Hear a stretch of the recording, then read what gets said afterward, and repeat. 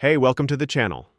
Here in the video, we will share the details for the Epson Error Code 000684. Before we proceed, we want to let you know that we used AI for the voiceover and some graphics.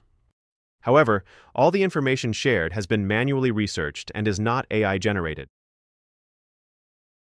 As per our research, the error comes when users attempt to run a feed clean using the feed tray. After loading the paper and pressing start, the printer partially pulls in the paper, shows a paper jam, and continues to display the error even after clearing the jam. According to our research, this error may happen due to a malfunction in the rear automatic sheet feeder motor or issues with the feed gears. To deal with the error, the first thing we suggest is to unplug the printer from the power source and wait for a few minutes, then plug it back in and turn it on, then check if the error still comes. If the error still persists, then try manually rotating the paper feed gears slightly. To do this, open the back door of the printer and carefully rotate the gears.